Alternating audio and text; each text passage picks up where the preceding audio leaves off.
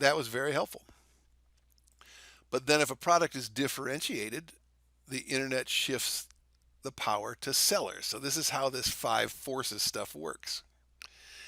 Um, an example there, someone told me, again, I'm not a rich person, but someone told me I should have a trust where if I died, my assets would be properly transferred to my children. And I didn't, I mean, I have a house, but not a ton of assets, but I didn't know what that meant. I still don't really know what it means and exactly why I would need a trust. I went on the internet and the lawyer prices for trusts ranged from $500 to well over $5,000. And so they had a differentiated product that I didn't completely understand, and now they had the power. I felt terrible in that example, whereas here I felt in control. So you want to differentiate yourself. That's what Porter is saying. That's strategic positioning. Don't be the same, be different. Here's the picture of Porter's five forces, similar to what was scrawled on that piece of paper earlier. Porter himself acknowledged there is a sixth force. If there's a law that says you can't do something, or if the government declares you a monopoly, then your business will also erode. So again, how do you keep yourself safe in this environment? Well, all these strategies. You want to put up barriers to entry, you want to lock in customers, but it's very difficult to put into place a barrier to entry in a tech-centric business. It's too easy to build technology. Moving first pays off, but there's still something called the first mover advantage, which can get you in trouble. Do we have that there? There it is. The first mover advantage is good. Sorry, the fast follower problem is the person that comes up behind the first mover and does it way cheaper because the first mover has done all the experimentation and figuring everything out. So that's a big problem. Okay, so here's the official definition. Operational effectiveness is the same task better. It's still good. It's kind of like efficiency, but the danger is the sameness. So what you really want is strategic positioning, because people can replicate technology. So it's your ideas and how you conduct business that keeps you in business. Let's go back here and use Porter's competitive forces model to explain what competitive environments were affected by the release of the iPad. So many things. When the iPad came out, we had the UPS truck. They had proprietary tablets that they would come in and hand to the customer. They were charging thousands of dollars for those proprietary tablets. Now someone could just substitute in an iPad. Notebook makers like Dell were threatened because iPads can function as little computers. Cash registers. I've seen these little shops that instead of buying these really expensive cash registers for us to check out, they just have a little iPad on a stand. And you scan your credit card. They have a little attachment that puts a credit card scanner on the iPad. And so that's way cheaper. So when the iPad was released, lots of things had their competitive environments affected. They were like, oh no. So their environment, which would be, in a picture, this, that environment was dramatically threatened by the new entrant, the iPad in that case. So nobody likes that when that happens to your business. Okay, the next question. This is my most often discussed new student idea, I think, when students will discuss their business ideas with me. They say the bookstore is, buying books they buy my used book for $3 and they sell it for $35 a week later. That doesn't seem fair. That's a giant markup. So what if we could use technology to match students selling books to students buying books? Great idea, right? No one has ever successfully done this, despite all the students that have talked to me about it. Why not? Well, let's keep talking about what that might be. Here's our last 5 lenses, a little bigger picture. And we have a case study. Let's answer that question first. We said MySpace got crushed, so it's possible here. But boy, I think this is the big one and this is the big one. These two are going to stop you in your tracks if you're trying to do this. Again, there are subtleties here. There are crossovers. So it's not a perfect 2 plus 2 equals 4 sort of question. But think of brand. If you start the business, say your name is Bob, so now you're Bob's e-commerce book exchange. Nobody knows who you are. They don't know if you're fraudulent. Same thing with Chuck Book before. And similarly, let's say a student says, okay, I'll try Bob's book exchange. The student goes on there looking for his next semester books, and they're not there because no other students have posted books.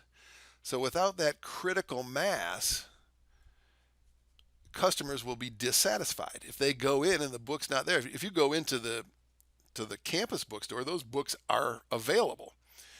So the e-commerce, it's very hard to get that scale, that size, that critical mass started up. So that's a large problem, and that would probably stop you. All right, now we're going to think about FreshDirect. Grocery store in New York City. Oh boy, why is that a problem? Rent is very high in Manhattan. And because of that, they have less space and less selection. So what FreshDirect did was bought land in the Bronx and then sent biodiesel fuel trucks in and out of Manhattan to deliver groceries to customers. And they tightened that all up with an ultra efficient technology model. Somewhat similar to an Amazon sort of strategy. What does worker shifts are highly efficient mean? If you've ever worked at a Gap or a McDonald's, a big problem they have is keeping you as the worker highly efficient. So if I'm making $7 an hour, I love it when no customers are coming into Gap, right? I talk to the cute girl that's working with me and I'm getting paid for it and life is good. But the company doesn't like that. When I worked at McDonald's way long ago, I remember the lunch rush would finally be over. We were just exhausted.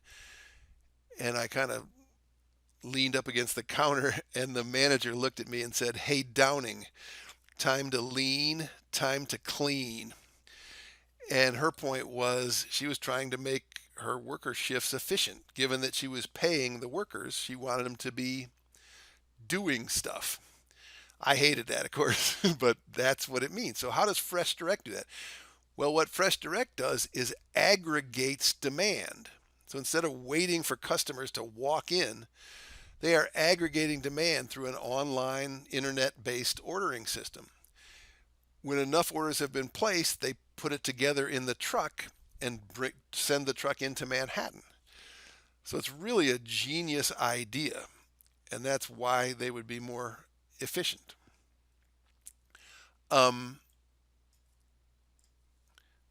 So they buy and prepare what they sell, they turn things over, you see what they're doing. So it's a great value chain, not easily copied. So if you're someone else and you arrive late, you're straddled. You're trying to do both at the same time.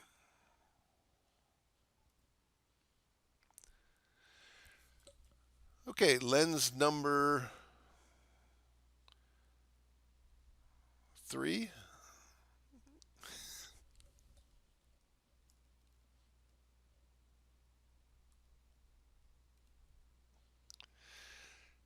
Doesn't really matter, but I wanted to know that was lens number 3. Those 4 characteristics as discussed. So we consider this question. Everyone was convinced that bandwidth is the next way to make money early in this century, and everybody laid fiber optic cable, which is the best form of land-based bandwidth transport. But they laid too much, so it became non-unique, became a glut, and it wasn't rare, it wasn't valuable. Too much fiber, and so they lost a lot of money, the companies that did all that.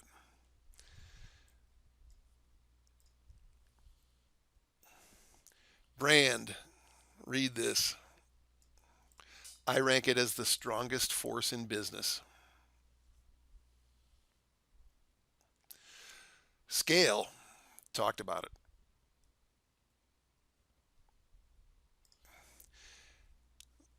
Very similar. If you try to start your own eBay, it's like your own bookstore. Brand and scale are going to be 2 of your biggest problems. Switching costs. These are things that lock customers in. Great question here. Cell phone companies are famous for trying to lock us in. The most famous way is you signed a 2-year contract. Then you're definitely locked in.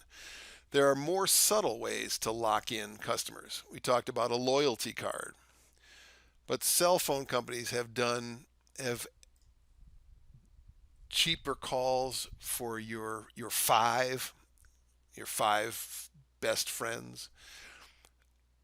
So you wouldn't want to leave to go to another network. Data entry. If your contacts didn't move over to another company easily, then you'd say, oh, I'm just going to keep this phone because it took me forever to enter my contacts. Learning costs, how to use it, etc. So they've used many different things. I think this question in the participation quiz, one of the choices is my cell phone company used obsolete technology. That's a reason. That's the answer, because that's the reason that would make you switch. So that's not a good switching cost. In fact, that would make me want to change cell providers if they had obsolete or old, bad technology. Talked about commodities, talked about network effects. There's the official definition for patents. The last case study that we're going to do in this video is Zara. I think I pronounced that right. These are the very high-end clothing stores that have done very well in a very difficult market. Make sure to look at the Netflix case and the Amazon case in particular in your textbook. But this is kind of how we consider a business case in Unit 2. So Gap was the leader for a long time. Gap kind of introduced casual Fridays in the business world, and Inditex is the parent of Zara. They ended up crushing Gap. Why? Well, counterintuitive, and all done through technology. So what did they do, basically?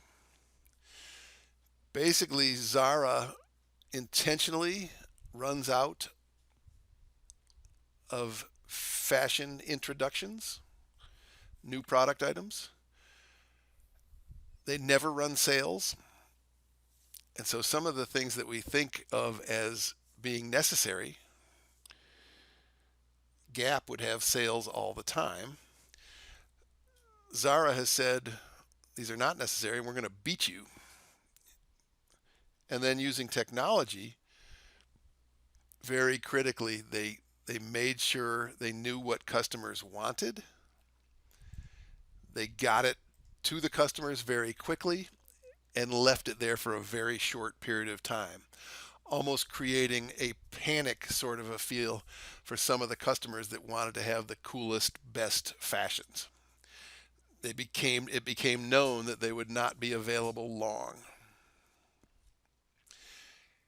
And Zara produced about 60% of their items in-house, meaning they didn't use contract manufacturing, which sometimes is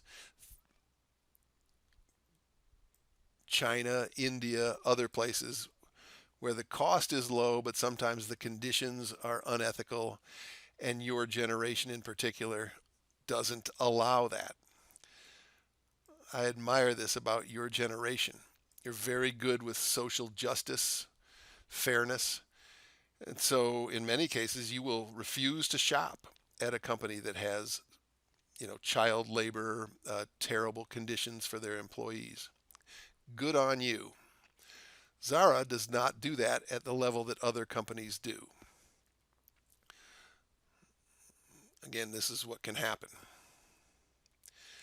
And then they wanted to make sure they knew what their customers wanted. They gave PDAs to all of their store managers,